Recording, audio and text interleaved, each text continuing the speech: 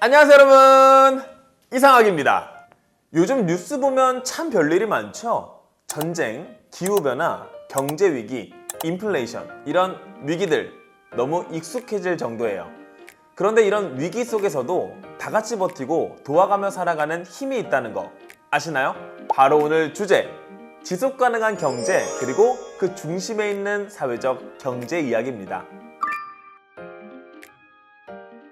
사실 우리가 겪어온 위기들 한두 번이 아니죠.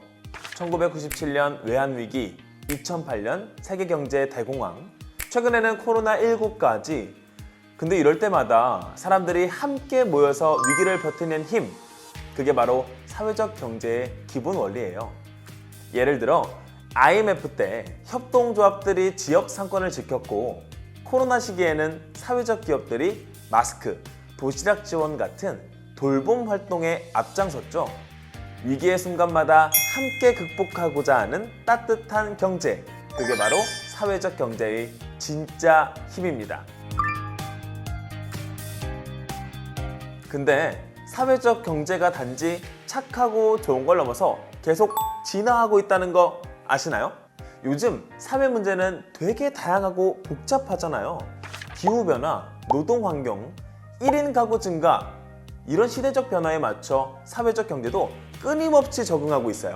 청년협동조합, 디지털 기술을 활용한 플랫폼 사회적 기업, 지역 돌봄을 지원하는 마을 기업까지 그냥 착한 기업이 아니라 필요한 기업으로 자리 잡고 있는 거죠. 여기서 또 요즘 많이 듣는 단어 하나 있습니다. 바로 ESG. ESG? 이거 뭐의 약자인지 아세요? Environment, Social, Governance. 환경, 사회, 지배구조, 이 세 가지 요소를 고려하면서 책임감 있게 운영하는 기업이 되자는 흐름입니다. 요즘 투자자나 소비자들도 이 기업이 지구에, 사회에 어떤 영향을 주는가, 그걸 진짜 중요하게 보기 시작했거든요. 근데 놀랍게도 사회적 경제 기업들은 이미 ESG를 실천하고 있었어요. 그냥 유행을 따르는 게 아니라 애초에 그런 가치로 시작한 곳이었던 거죠. 그리고 또 하나 흥미로운 게 있어요. 사회적 가치를 숫자로 측정한다? 그게 바로 SVI예요. Social Value Index. 쉽게 말해서 이 기업이 사회에 얼마나 긍정적인 영향을 줬는지를 숫자로 환산해보는 지표입니다. 예를 들어 일자리를 얼마나 만들었는지, 탄소 배출을 얼마나 줄였는지, 기부나 사회 환원을 얼마나 했는지 등 정확히 얼마나 가치 있는 일을 했는지 정량화해서 보여주는 거죠. 사회적 경제가 그냥 좋은 일을 했다가 아니라 구체적으로 얼마만큼 좋은 일을 했다라고 말할 수 있게 된 겁니다. 오늘 이야기 조금 정보가 많았죠? 근데 핵심은 딱 이거예요.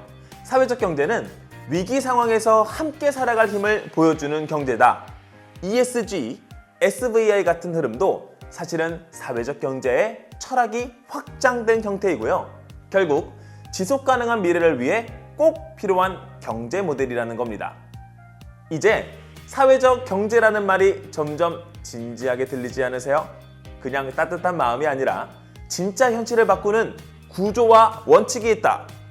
다음 시간에는요, 이런 사회적 경제 조직들이 실제로 어떻게 운영이 되고 어떤 원칙을 갖고 있는지 조금 더 자세하게 파고들어 볼 겁니다. 그럼 우리 다음 편에 만나요. 안녕!